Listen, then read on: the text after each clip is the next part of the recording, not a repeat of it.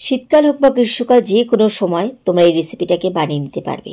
মিষ্টি কুমড়োর এমন একটা রেসিপি এটা, যেটা দিয়ে এক থালা ভাত নিমেষে শেষ হয়ে যাবে, এর সাথে আর কিছুই লাগবে না। তো প্রথমে এখানে সেজন্য নিয়ে নিলাম এখানে মিষ্টি কুমড়ো, আর মিষ্টি কুমড়োগুলোকে একটু লম্বা লম্বা করে কেটে নিয়েছি। গ্যাস ওভেনে কড়াই বসিয়ে দিয়েছি, আর এর মধ্যে নিয়ে নিচ্ছি সাদা তেল। চাইলে তোমরা সর্ষের তেল দিয়ে এই রান্নাটা করতে পারো। তেল একটুখানি গরম হয়ে গেলে প্রথমে এর মধ্যে দিয়ে দিচ্ছি কিছু কলাই ডালের বড়ি। তোমরা যে কোনো ডালের বড়ি এখানে নিতে পারো। এবার বড়িগুলোকে প্রথমে লাল করে একটু কড়াভাবে কিন্তু আমাদের ভেজে নিতে হবে। আমি কম তেল দিয়ে ভাজছি, কারণ বড়ির তেল খুব টেনে নেয়। আর বড়িগুলোকে কিন্তু আমাদের এরকম লাল করে ভেজে তুলতে হবে। বড়িগুলো আমার ভাজা হয়ে গেছে, এই বড়িগুলোকে আমি তুলে নিচ্ছি। মোট কথা, বড়িগুলো যেন চাপ দিলে ভেঙে যায়, এভাবে আমাদেরকে বড়িগুলো ভাজতে হবে। তো বড়ি যেহেতু আমাদের পুরো তেল টেনে নিয়েছে, সেজন্য আমি এর মধ্যে আরও 1 চামচের মতন তেল অ্যাড করে দিচ্ছি। এই রেসিপিতে তেল একদমই কম লাগে, কিন্তু খেতে দারুণ হয়। এবার তেল একটু গরম হতে দিচ্ছি। তেল একটু গরম হয়ে গেলে এর মধ্যে এবার দিচ্ছি একটা শুকনো লঙ্কা, আর 1/2 চামচ দিয়ে দিচ্ছি কালো জিরে। শুকনো লঙ্কা আর জিরে একটুখানি ভাজা হতে হতে এবার এর মধ্যে দিয়ে দিচ্ছি 1 চামচ গ্রেট করা রসুন।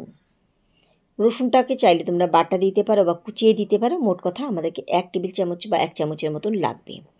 এবার রসুন যতক্ষণে একটু ভালোভাবে পুড়ে না আসছে, আর খুব ভালো রসুনের ফ্লেভার না আসছে, ততক্ষণ কিন্তু এটাকে খুব ভালোভাবে আমাদের ভাজতে হবে। রসুনের এই ফ্লেভারটাই কিন্তু মিষ্টি কুমড়োর এই রেসিপির স্বাদটাকে দ্বিগুণ বাড়িয়ে দেবে। রসুনগুলো খুব ভালোভাবে আমি লাল করে এখানে ভেজে নিয়েছি। পুরো লাল হয়ে গেছে। যতক্ষণ লাল না হবে ততক্ষণে কিন্তু এই রসুনগুলোকে ভাজতে হবে। তো রসুন ভাজা আমার এখানে হয়ে গেছে। এবার এর মধ্যে দিয়ে দিচ্ছি কুমড়োগুলো। কুমড়োগুলো নিচের দিকে খোসাটা রেখে কিন্তু আমি এরকম লম্বা লম্বা করে কেটেছি। আর এটাতে কিন্তু কুমড়োগুলো গলালে চলবে না, কুমড়োগুলো একটু গোটা গোটা থাকবে, তবে কিন্তু এটা দেখতে ভালো লাগবে, খেতে ভালো লাগবে। দিয়ে দিলাম ঝালের জন্য কয়েকটা কাঁচা লঙ্কা চিড়ে। আর এই রেসিপিটাকে বলে দিই একটু ঝাল ঝাল ভালো লাগে, তাই কাঁচা লঙ্কার পরিমাণটা তোমরা তোমাদের টেস্ট অনুযায়ী এখানে বাড়িয়ে কমে নিতে পারো। দিয়ে দিলাম স্বাদ মতো নুন, আর দিলাম সামান্য পরিমাণ হলুদ গুঁড়ো। এবার স্টিম মিডিয়াম করে দিয়ে অনবরত কিন্তু মিষ্টি কুমড়োগুলোকে আমাদের নুন হলুদের সাথে ভাজতে হবে। কিছুক্ষণ পর পর একটু করে ভেজে নিতে হবে, একদম হাই ফ্লেম করা যাবে না এখন। আর মিষ্টি কুমড়োগুলো যেহেতু নরম, খুব তাড়াতাড়ি কিন্তু এগুলো নরম হয়ে সেদ্ধ হয়ে যাবে। তাই স্পেশালি এই রেসিপিটা বানানোর জন্য কিন্তু মিষ্টি কুমড়োগুলোকে অবশ্যই একদম লম্বা লম্বা করে কাটবে।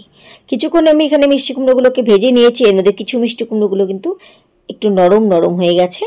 আর একটু ভালোভাবে নরম করার জন্য এর মধ্যে কিন্তু সামান্য পরিমাণে জল ছিটিয়ে দিচ্ছি। আবারও মিষ্টি কুমড়োগুলোকে একটুখানি ভেজে নিচ্ছি।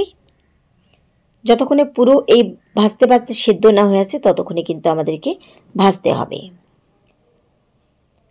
এবার দিয়ে দিচ্ছি সামান্য পরিমাণে এখানে চিনি, কারণ ঝাল, রসুনের ফ্লেভারটা থাকবে, নোনতা আর হালকা একটু মিষ্টিতে এটা দারুণ লাগে খেতে।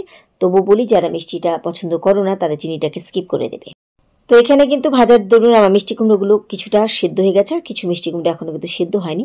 সেজন্য এই মিষ্টি কুমড়োগুলোকে আমাদের আরেকটু ভালোভাবে সেদ্ধ করতে হবে। তাই সামান্য পরিমাণে আমি এখানে জল দিয়ে দিলাম। জলের পরিমাণটা দেখলে বুঝতে পারছো, ঠিক এরকমভাবে কিন্তু জল দিতে হবে, যেন মিষ্টি কুমড়োর টুকরোগুলো গোটা গোটা থাকে, আবার সেদ্ধ হয়ে যায়। এবার জল টানা দিয়ে অপেক্ষা করছি। নামিয়ে নেব তার আগে এর মধ্যে দিয়ে দিলাম আর 1 চামচ গ্রেট করা আদা। এই আদার ফ্লেভারটাতে এই রেসিপিটির স্বাদটাকে কিন্তু দ্বিগুণ মাত্রায় বাড়িয়ে দেয়। আর নামানোর আগে ঠিক এরকমভাবে আদা দিতে হবে। আদার সাথে মিশিয়ে নিলাম।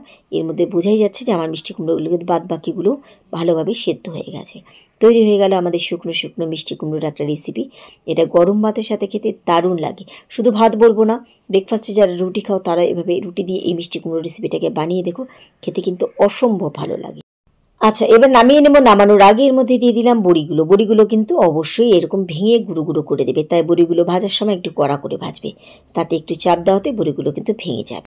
এই ছিল আমার আজকের পর্বের রেসিপি। কেমন লাগলো তোমাদের? আশা করি ভালো লেগেছে। তাহলে আজকের মতো এটুকুই। সবাইকে ধন্যবাদ জানিয়ে আজকে এখানেই বিদায় নিচ্ছি। ফিরে আসবো আবার অন্য কোন রেসিপির সাথে অন্য কোনো দিন। সে পর্যন্ত সবাই খুব ভালো থেকো, সুস্থ।